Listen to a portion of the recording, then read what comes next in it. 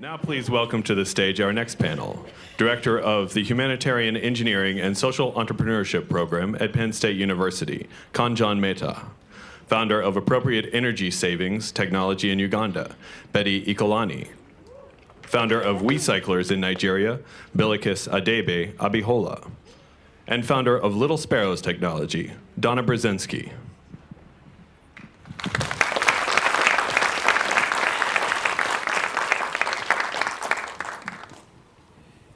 Wonderful. Good afternoon, everybody. My name is Khanjan Mehta, and I'll be moderating this fireside talk with three awesome entrepreneurs. And we're going to talk about their innovation journeys, their journeys from idea to impact.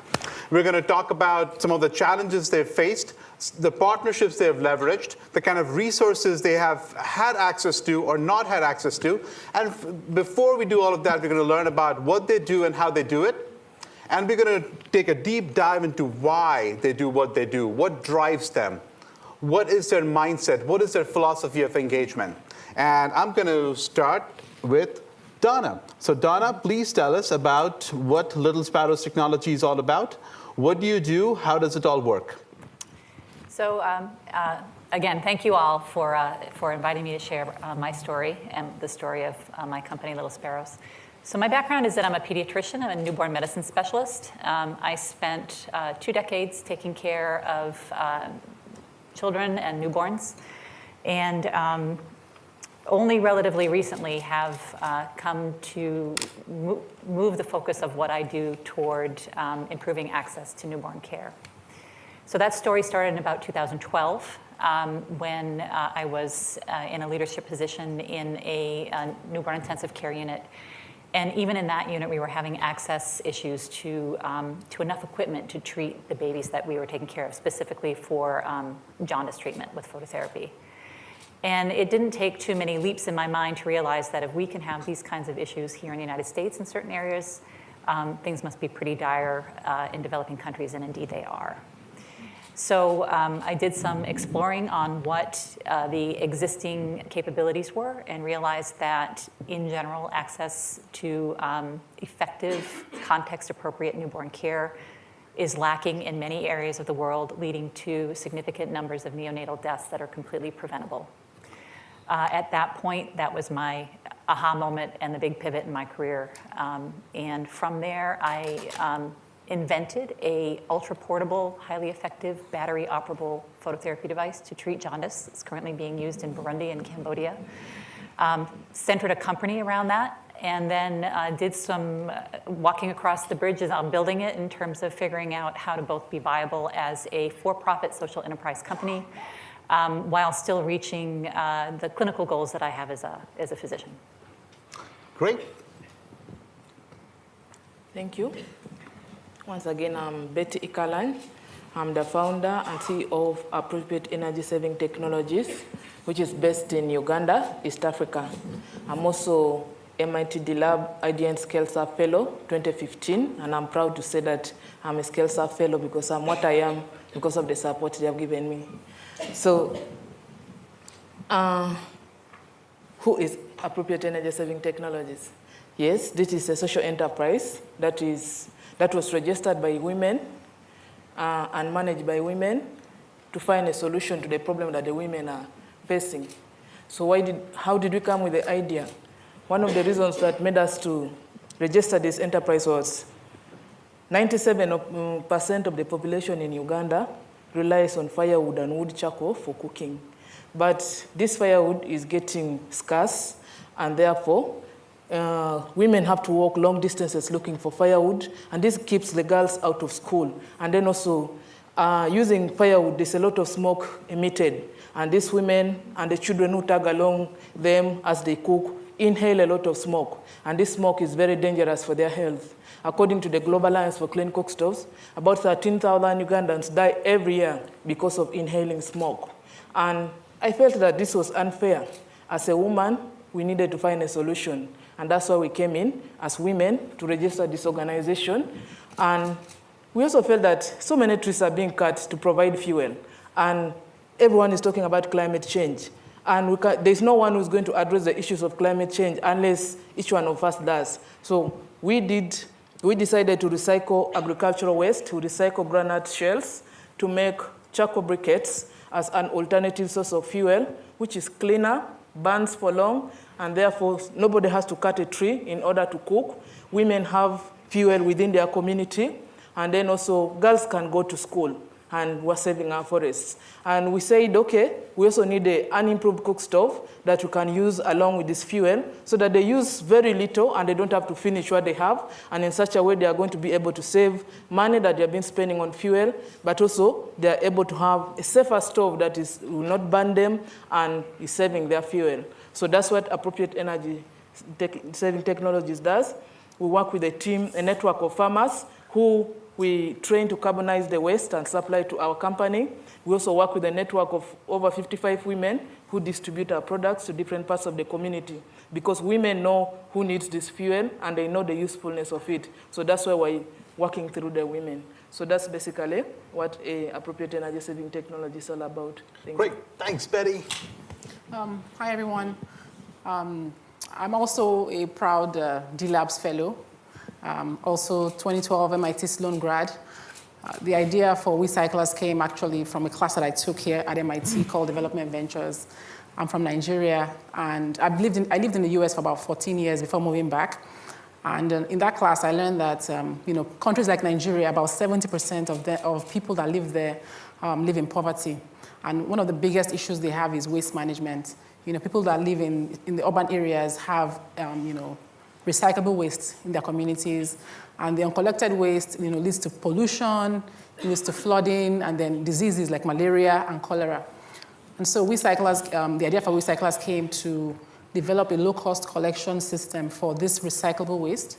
So we collect plastics, metals, papers, and we give people incentives, so points on their phones, which they can exchange for household items, electronics, and even cash. And basically, the idea is to just connect the dots for people, for them to realize that waste is not waste. It's actually something that has a value. And by collecting waste, they can actually improve their communities and their lives. Excellent. So Bilikiss, tell us a little bit more about how do you conceptualize impact? What does it mean to you? And how do you make your organization economically sustainable? How does it all work? So, in terms of impact, it's everywhere. I live in Lagos, and it's everywhere. It's in the young men that are not engaged. It's in the high rates of maternal mortality. So many issues that need to be addressed, that we have to address. And for me, coming from Sloan, I could have gone to a private sector career, but I realized that as an African person, there's nobody else that's going to solve this problem that we're having. We all have to go and solve the problem. And definitely, impact is just attacking these issues and creating, better societies for ourselves. Sure, but how does your organization make itself economically sustainable? How does money change hands? So the way we make money is the trash that we collect, we process the trash, and then we sell it to recyclers. So we turn waste into a commodity. Excellent. And the people so you go collect the trash from everybody? Yes. And do they make money when they give you their trash? Yes. So what we do is we weigh the trash. So every time, I'm not supposed to call it trash, the product. We weigh the product because we make money from it. We weigh the product, and people get points. So we'll write down the weight, and then we'll send them a text, and they'll say, okay, you have 10 points, and then we collect again. You have 20 points, and it just keeps on accumulating. And then every quarter, they can get something. It's like money. They get value. So we're turning waste into product, into value. Okay, and what kind of products do you make out of the waste product? So we make crushed plastic flakes. We make bales of plastic. We make plastic film, bales of plastic film. And these are things that recyclers in Nigeria actually purchase and use in their factories. So the value chain is all local? It's local. It starts local. There's some exports that happen, to Asia, but a lot of it is local. And it's feeding these hungry, large factories that would otherwise not have access to, steady supply of raw materials. That's phenomenal. So Betty, tell us a little bit more about your operation and how is it economically sustainable? How does it all work? How does everybody walk away happy with some money in their pocket or some value? Thank you. Our company is an inclusive business that tries to use the services of the local people so as to ensure that everyone will be able to get some income. So we work with farmers whom we train on how to turn the waste, agricultural waste, into biochar, and then they're able to supply to a company at a fee, and therefore they're able to earn income for what they used to call waste is now money. And then once they sell the biochar to the company, we turn it into briquettes. The company employs people who are working in. 70% of our team is women who know how to handle the machines, repair the machines, pack the briquettes, load them into the lorry, and then once they're out of the office, out of the factory, we have a network of women micro-entrepreneurs in the community who are based in different parts of where we work, and their work is to market and distribute this, and they get a commission for the products that they sell. For each cook stove, they have a percentage that they take. For each kilogram of briquette, they have a percentage that they take. So each person is benefiting. As we benefit from some of the profits you get, they're also benefiting something as employers, as suppliers of raw materials, as distributors of our products. And then we also offer after-sale services to the customers. So that's also how the customers are getting. They're benefiting by getting a clean cook stove, clean fuel, but also after-sale service. So we believe that that is how we So what's the value proposition for your customers? So I use charcoal. Why should I switch from charcoal to your briquettes?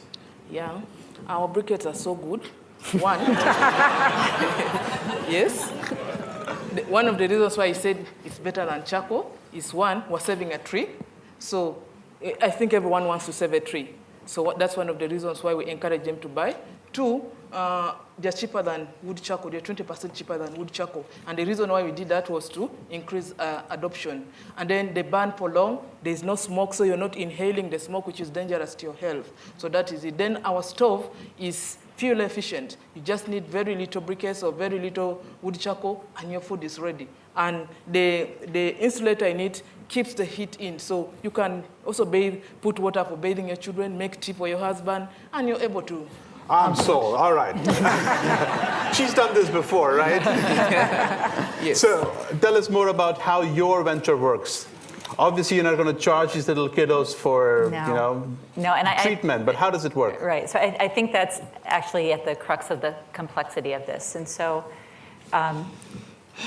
in the medical sector, there are many stakeholders. Certainly the most important stakeholder that we're dealing with is the newborn. And along those lines, we are committed to delivering a level of care that is equivalent or superior to what we deliver in developed countries, which is a tall order. But the fundamental belief that we have in our company is that every newborn, regardless of where they are born, has a basic human right to high-quality health care. So that being at the core of what we want to deliver, we had to develop a product that met the same standards as, or even more standards than the products that we use here in the United States, but is very deliverable, very easy to use, is affordable, and can be robust in settings where there is unreliable line power. These are all very tall orders. So if we try to develop that kind of a product as a non-profit company, when we sort of did the back of the envelope calculations, we realized that we would have a very long burn rate, so we would need a lot of influx of capital as donations before we could actually get through the regulatory standards we would need to be able to deploy the product. So we looked at for-profit models, and we are a for-profit company for that reason, because our access to capital in the development and ramp-up phase had many more options, and we can talk about that later. But in doing so, we can also broaden the markets that we're looking at. So the idea that newborns should have high-quality healthcare is not one that's isolated to either developed or developing countries. It's everywhere. And for this particular issue that we're trying to solve, neonatal jaundice, We're not doing, newsflash, we're not doing it right in this country either. What we end up doing is separating mothers and babies 2, 3, 4 days after the baby's born, when mother's bonding and breastfeeding at very high cost. The cost of a readmission for neonatal jaundice in the United States averages about $5,000 just to have a light shine on the skin. Wow. Again, the babies are separated from their mothers, usually shortly after going home. And the aggregate healthcare costs annually to the healthcare system in the United States for readmissions is $300 million. So when we recognized that not only was there a significant value proposition in global health to deliver point of care neonatal jaundice treatment in remote areas in the last mile, but also that we weren't doing it right here in the United States, and there was a market to improve delivery of home care for this problem. That is how we started to tie together a business model. So just moving, I don't want to monopolize this, but just moving this forward, we are pursuing the regulatory approvals to be able to launch the product in the US because we have a high value proposition here. We will be delivering it as a service rather than selling units, much like you heard before, that model can be very successful. And then the revenue that we would get for that is going to in part cross-subsidize our mission in global health. Trying to launch this first in emerging markets is very tricky. And if we can just start to generate revenue earlier in a developed market and figure out the best way to launch in fairly segmented areas of the world, then that buys us some time without having to take resources out of other projects who really need to operate in a nonprofit way. So we feel that we can do this in a for-profit model. Great, thank you very much. So there are lots of problems in the world that need to be solved. There are lots of opportunities out there. There are lots of aspiring entrepreneurs here. And the question is, what made you take this journey? Why did you decide to do what you're doing now? How did you rationalize it? What happened? How did that switch turn on? When people ask me, I tell them I fell and I hit my head because I don't really know. Sometimes I don't really know, how come. But I think I mentioned it earlier. I think for me, it's just, I've been a very fortunate person, blessed, and I just felt that, I needed to do something to give back. Went to Nigeria about 4 years ago to do a study before we started WeCyclers to see if we were onto something. And went to a community and we asked this young boy, what do you think about when you think about trash? And he said he feels very sad because people fight about the trash that they leave outside the house. They say, this is not my trash, this is your trash. And I just felt that, this is something that somebody needs to step up and solve. And it's been a really amazing journey. We've learned a lot, and I don't regret doing it. So what were the, say, 1, 2, 3 most important inflection points of the things that happened, and you said, all right, this is it, I'm sold? Wow, okay, I have to think back. I would say for me, the first one was the class I took, D Ventures, just seeing that there are issues and there's actually, because you think, how come nobody has solved this yet? There's so many smart people in the world, I'm sure somebody has done that. And then you see, wow, actually, no, nobody has done that. So that's the first thing, just learning that there's actually a problem and people haven't really done anything on that or done something in the way you want it to be done. And I think the second one is, designing the WeCycle. So we knew that we had to have a low-cost collection system, which is the cargo bicycles, and we were struggling to see how we could get that technology. I don't know anything about bicycles. And we stumbled on D-Lab, and there's this class on bicycle technology, and we're lucky enough to get the professor to help us, and they helped to design the bicycle. And that was really when we knew, okay, we can solve this. We have something that we can take back and use. And I think the third thing was, just recently when we had been operating for a few years and just seeing that, wow, this is actually, it has legs. We've been able to sell trash. We have people working with us, and it's working. Yeah, and you start believing in yourself more and more as you go through the process. And then you're like, okay, so far I was just kind of playing along, but this is real. I can see the impact, and I want to keep going. Exactly, yeah. Exactly. What about you? Thank you. Yeah. Unlike her story, I grew up in a poor village in Uganda. And I remember most of the time I would go with my brother to school, but when we come back home, I would have to go and look for firewood while my brother does his homework. I would be sent to cook, and I didn't like the smoke from the kitchen, so most of the time I would do my eyes, and I would really feel so bad. And my brother is seated there, is the boy, I'm the girl, and I would always complain, and they say, you have a big mouth, you're always complaining. But I felt it was not about a big mouth, it's about that smoke in the kitchen. So as I grew up, I just felt that I think there's somebody who needs to speak for the women who have big mouth, and it should be me. So that's why I decided.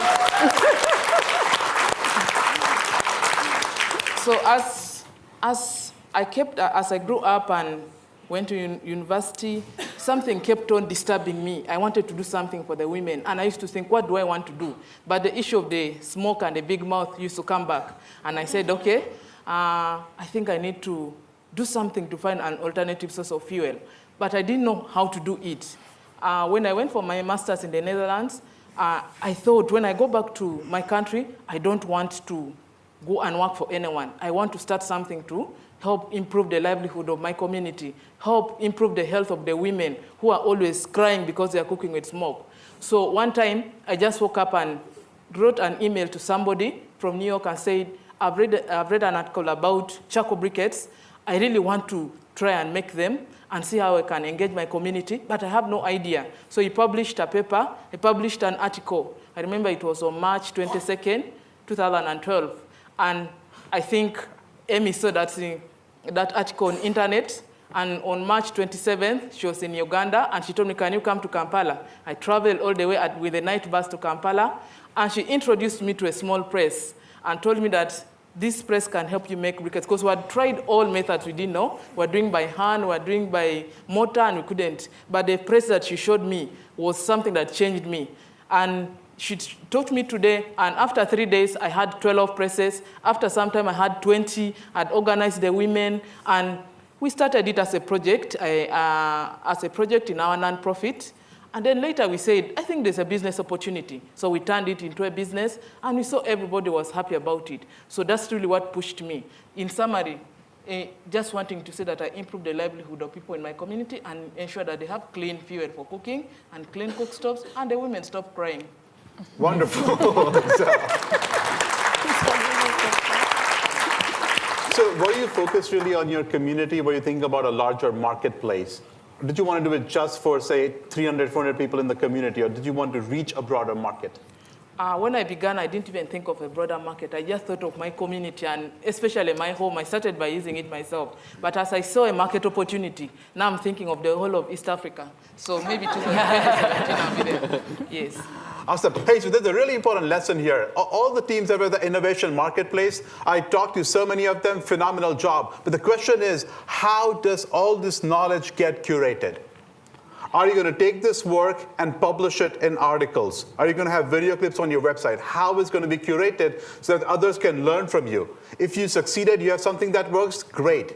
If you did not succeed as much as you could, but you've still built something, and we want others to start off from that point.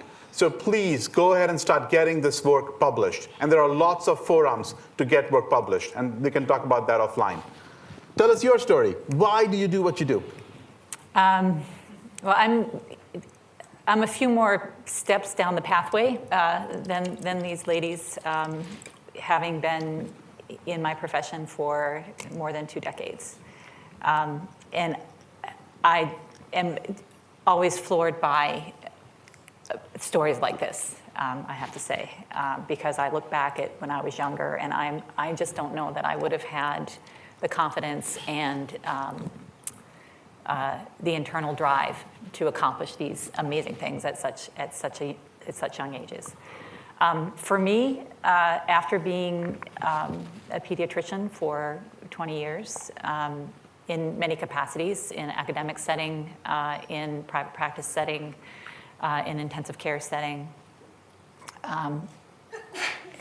I realized that delivery of care is not the same everywhere. And with that internally, I became very restless. And I suppose if I had to give any point of advice to anybody who's thinking of being an entrepreneur or an inventor, listen to that restlessness that you have, because that restlessness is something deep inside of you telling you that you're not on the right path yet. And for me, again, it came later in life, but it did come. But what I did have, I had the benefit of many years of experience. And so I could really identify a path that I could take, harnessing that restlessness and turning it into something meaningful. So as I had mentioned before, the overarching tenet of what drives me is the notion that maternal newborn care, effective, accessible maternal newborn care is a human right. And when you can identify areas where that human right does not exist or is violated, that is a call to action.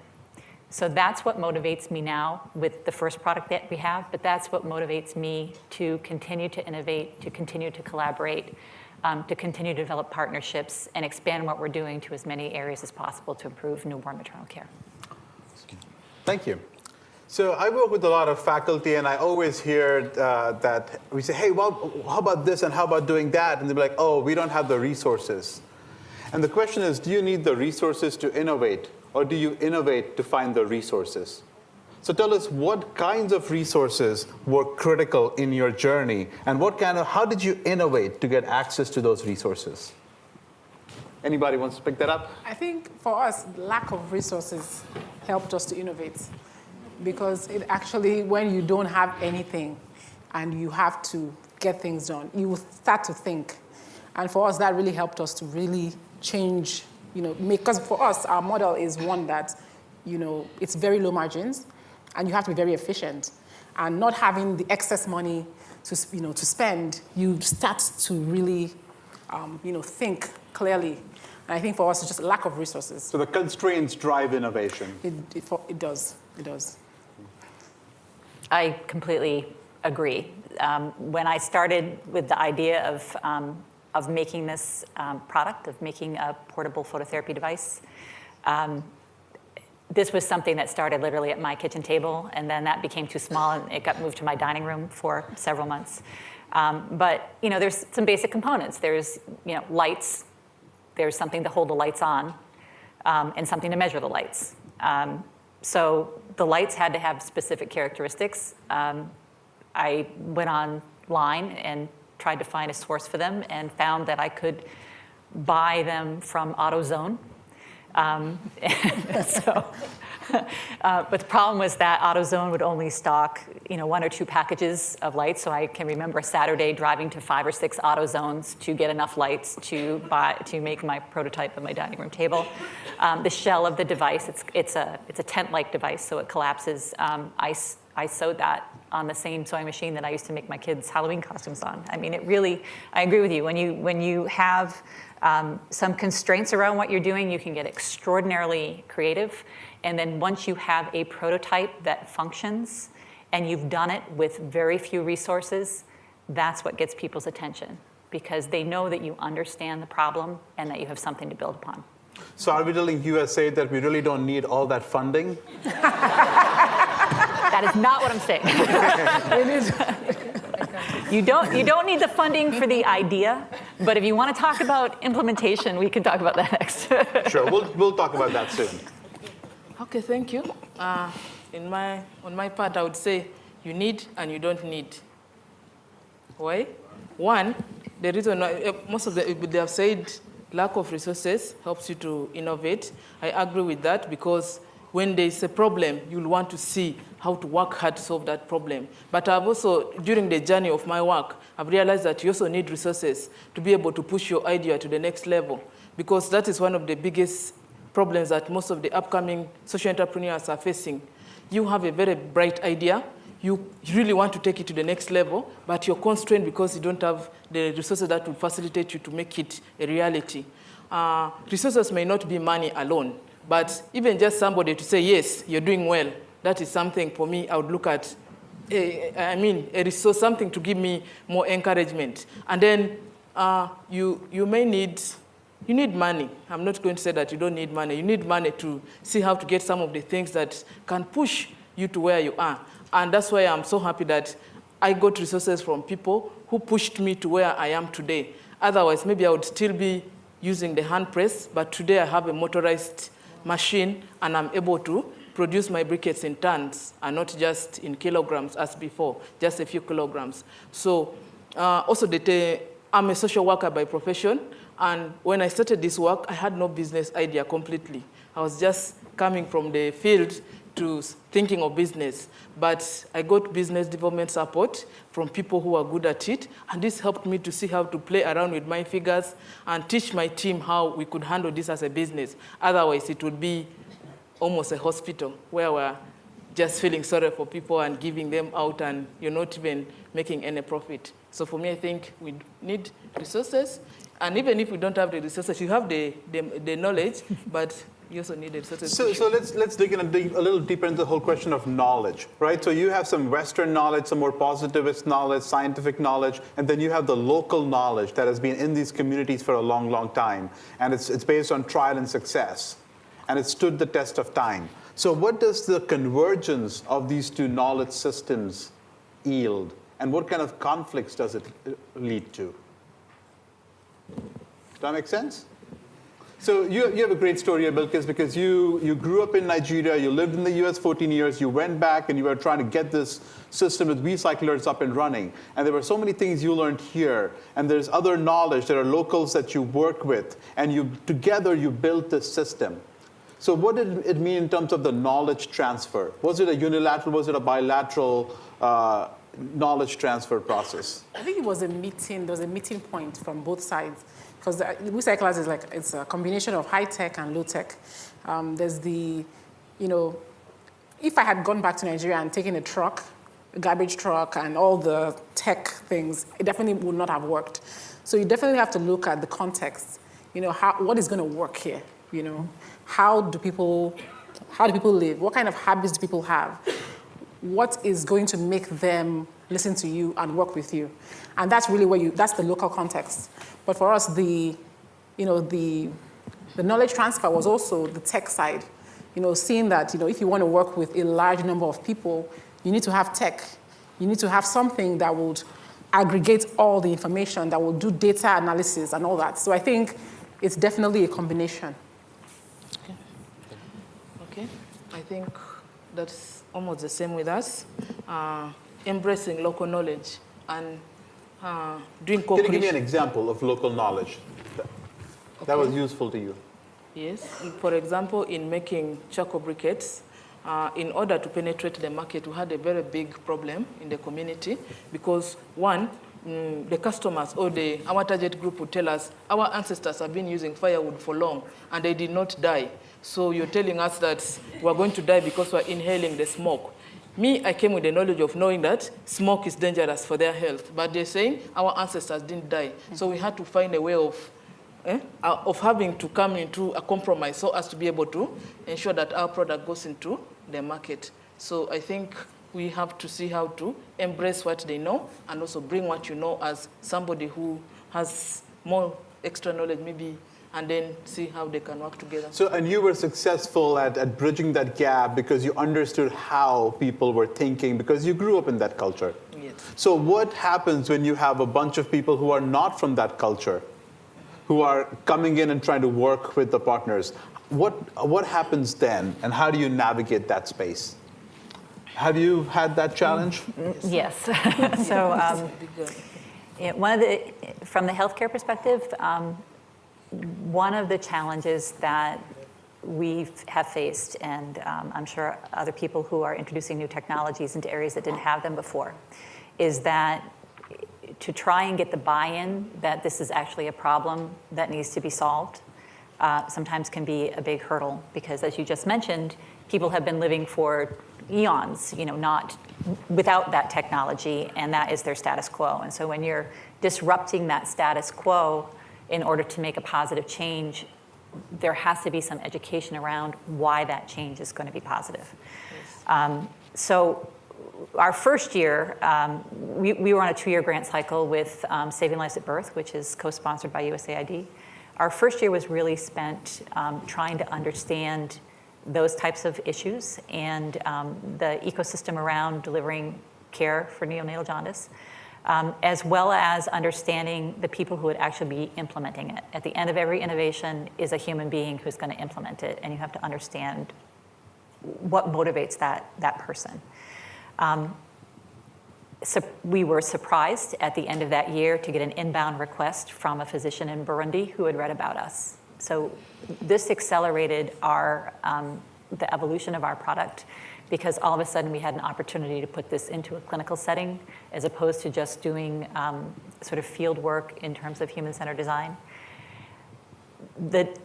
When you talk about knowledge going in two directions, it wasn't equal.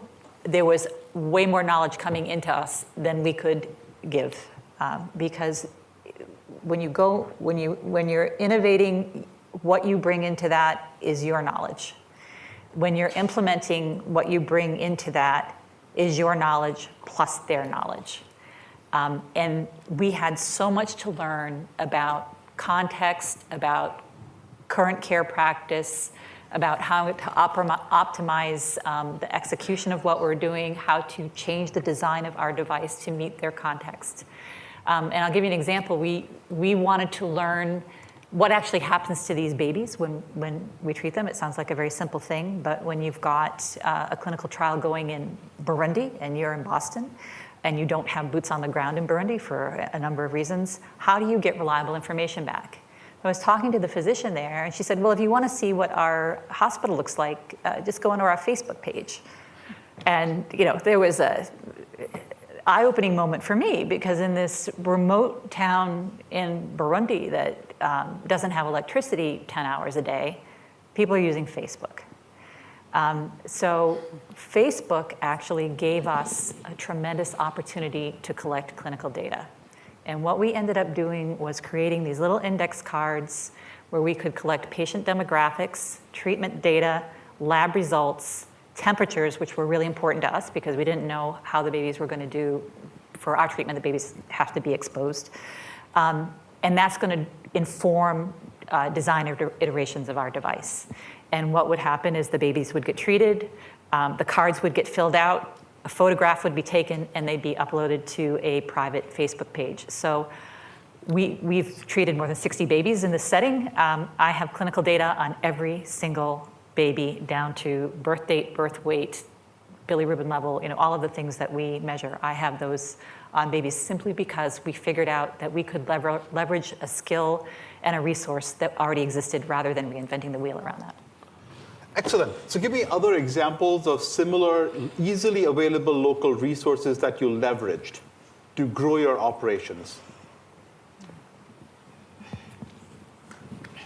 Resources?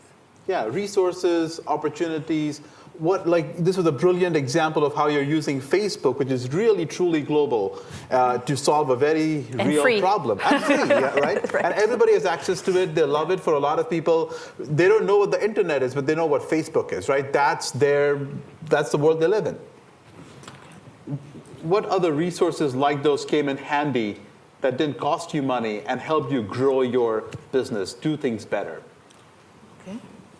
One of the things was taking advantage of the available accelerator programs that were there to help me get some business knowledge so as to be able to handle my business well, because that was one of the biggest areas that we had. Since almost in all our team, there was no one who had a business background, and therefore it was difficult for us to manage. So taking advantage of that was one of the most important things that we looked at. And then also looking at how we can work with the farmers within our community to ensure that we make use of the available waste that the community considers waste and that we think we would recycle and make fuel for the community, but at a cheaper price by using local available resources. So that is it. And then also trying to look at the available networks and see if we could be able to fundraise some money to help us to get the machinery that we needed so as to scale our production. So those are some of the things that we... And how did you fund your operation scale-ups? Who funded the scale-up? Who funded this equipment? Our scale-up was funded by IDIN. That's why I said I'm a ScaleSA fellow. And we're able to get a tune of $20,000 that has helped us to scale up. But before that, we had a startup capital from MIT Lab of $25,000 that helped us to really begin getting the machinery, training the people. And so by the time we got the IDN Scales Up Fellowship, it really helped us to go to the next level. And last year, we were able to win the Women Empowerment Award from the United Nations Global Alliance for Clean Cookstoves of $75,000, which really helped us now to see how to increase women participation in the different stages of the value chain in our project. So you've talked about women at several points, you know, and like your entire operations is mostly run by women. Why? Why? It's because it's the women who cook in my community. And it's them who know the problem. Most of the time, they bring the food to the table and the men eat. So because they are the ones who cook, because it's the women who cook, they need to be included in the different stages of how the fuel is made, of how the cook stove is made, because they know what type of cook stove they want. If the men made for them the stove, they may make one which will pour food on their legs. So we insist that women should be at least 70% of our team should be women. And women should learn how to design the stove, should make the stove, should be able to say which color is nice when she's cooking her food, which color makes her feel nice when she's looking at her stove. And then also when which color is it? We now have bright green. Before we had... Okay, bright green is the answer to keep the women happy, I guess. Yes. Before we had brown, and they said it was so dull and makes them feel so dull in their kitchen. And it's these women who know their networks in the community and therefore know who needs briquettes, who needs a stove, who is cooking with firewood, and they can talk to the women. So that's why I put in women. And also I'm a woman, so I felt that I'm standing for women. So that's why women are many there. All right, that's phenomenal. So how do men feel about it? Are they upset? Are they proud of their wives and sisters and mothers? How do they feel about it? At the beginning, of course, before they're saying issues to do with charcoal is women's issue because they don't want to dirty their hands. But as they saw women coming in, they started appreciating. And now we have the men in the project. So now they are working, they are complementing the women. And most of the time, the men want to work on the machine, tying the machine, and the women should do the other work. But I've told them, you have to work equally. Even the woman can repair the machine when it's spoiled. So we are supplementing one another, and I want the men to know that women can work together with you, and we can work comfortably to improve our community. Wonderful. So this is happening with your cook stoves and briquettes. Yes. What other similar enterprises, endeavors do you see where men and women are really coming together to get things done? Do you see that happening with other problems, other opportunities in healthcare, with food issues? Yes, I think in almost every enterprise, both men and women need to work together because gender is not about women. It's about men and women working together to improve their community. But sometimes you find that women are not able to cross to jobs that are thought to be for men. But I really have a feeling that women can do just like the men if supported. And that's why I'm thinking that just in Bilikiss work, men can just work like with the women. And I hope you have the women. So even in her work, I believe women can work with the men because children mean a lot to both the men and the women. So all of us can work together as a team to make sure our community is safe. And we are happy to stay in it. Sounds great, but the reality is that ultimately you're working in a context where you still have more traditional gender roles. And you're all three just phenomenal women entrepreneurs doing it. So what kinds of challenges do you run into as women? And how do you navigate those? And I'm asking this for a reason. So my program, over the last 10 years, over 55% of the students have consistently been women. And they do this because this is what they want to do in the longer term. But they run into a whole bunch of issues getting things done. So tell us about your journey very quickly. I think as a woman, I've tried. My history, I've been an engineer, so I'm used to working in male-dominated contexts. I think it's in your mind to me because it's also part of the skills that you need to be an entrepreneur. There's of course there's sexism, there's all those kinds of things. But I think just being able to work around those things and for the greater good is something that you just need to develop. Okay. For me, there's some of the challenges I've faced as a woman running a business. One has been a lot of pressure, domestic pressure. First of all, you're a mother. You need to take care of the children. You're a manager, you're taking care of the office, and then out there, you're a businesswoman, and you need to see your business run, just like the other businesses are running. So there's a lot of pressure. You're running so many offices at a go. But one of the things that has encouraged me, my bottom line has been that if the men can do it, even me, I can do it. So that's why I'm where I am today, because I have that as my something that encourages me. And then another thing is, sometimes it's so hard for the women to be able to, especially me, I had issues accessing credit from microfinance institutions just because I'm a woman. Mm-hmm. So I needed the credit to be able to scale up my work.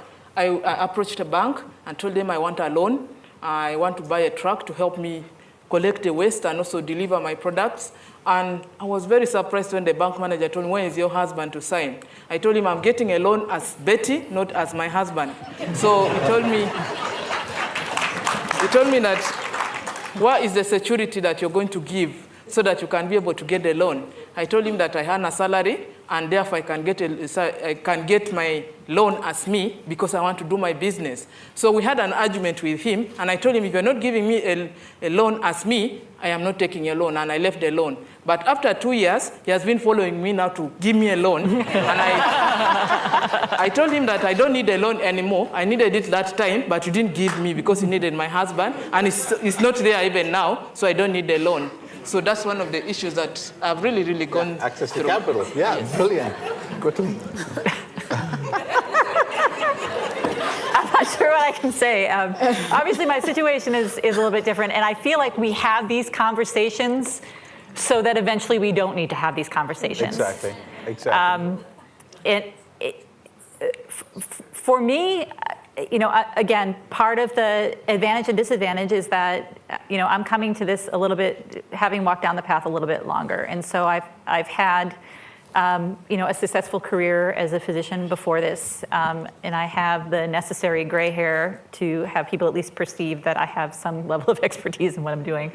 But the bottom line is that, first of all, as is evidenced by these two amazing women here, the ability to communicate what you're doing, to speak with authority, to have the information and the data to support what you're doing, and to be able to deliver that powerfully is one of the most effective tools that I know to just cut the gender issue off at the knees.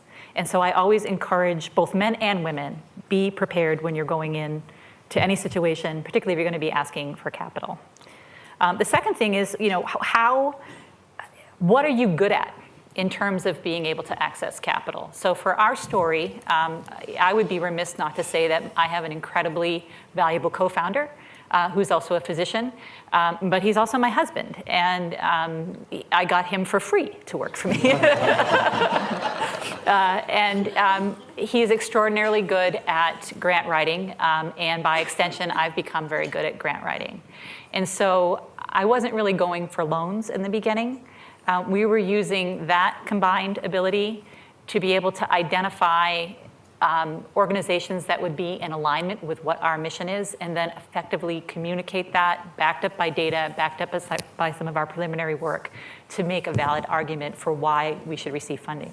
And most recently, along that line, we received a $1 million Phase 2 SBIR grant from the National Institutes of Health to support our project. But it took a lot of work.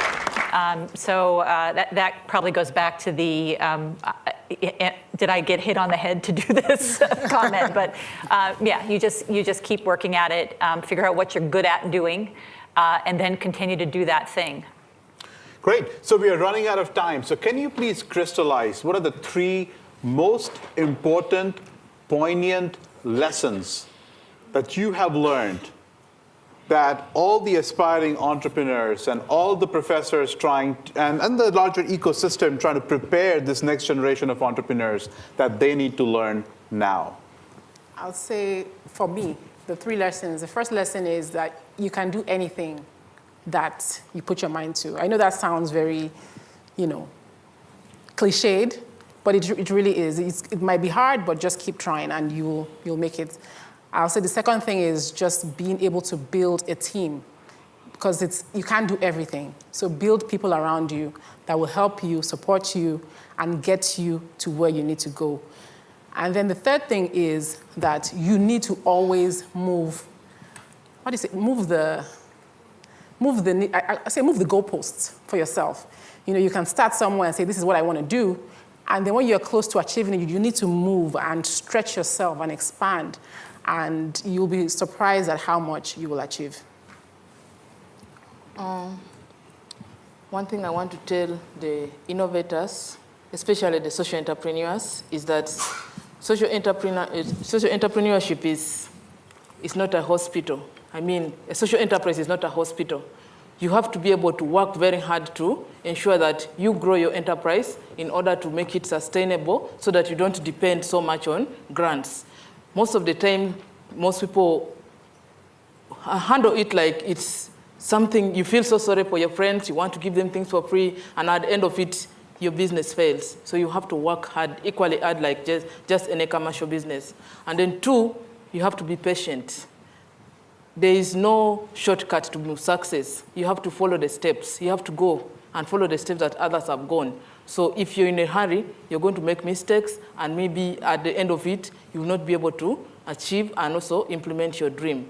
And the last one is, if you fall down, which I know you're going to fall down, please get up. If you remain down, somebody will come and walk over you, and they will take your idea, and then you start crying and saying, it was me who was thinking about that, but somebody has already made it a reality. So get up anytime you fall down. That's all. Thank you. No, that's just brilliant. I think the first thing is to actually define what you're trying to do. And I know that, again, sounds kind of obvious, but I think make your vision broad. So in my case, I'm not trying to make a device that cures jaundice. In my case, I'm trying to improve access to quality neonatal care worldwide. When you broaden your vision, you're not limiting yourself to one innovation. You're extending what you're doing and extending your possibilities. The second thing is always make that vision the center point of what you're doing, because that's how you're going to build your team. Your team doesn't want to follow what you're thinking. The team wants to become part of something bigger where they know they can imprint their talents on what you're doing. And forming a good team, as you said, is going to be critical to your mission. And then finally, I'm going to reiterate, you will have some failures. Don't stay down, get up, but learn from them. And identify your failures early. I think when you read about companies that end up getting funding and investments to $20, $30 million and then fail, they may not have let themselves fail early enough and kept going down a path that they tried to make work rather than realize that the path they were on was ultimately not going to work. So be very critical at every juncture of where you are. Is it likely to succeed? Do I need to make some modifications to be able to get to the end and be successful? Great. So pivot, pivot, pivot. If you need to, yeah. Great. Well, let's have a round of applause for these 3 amazing entrepreneurs.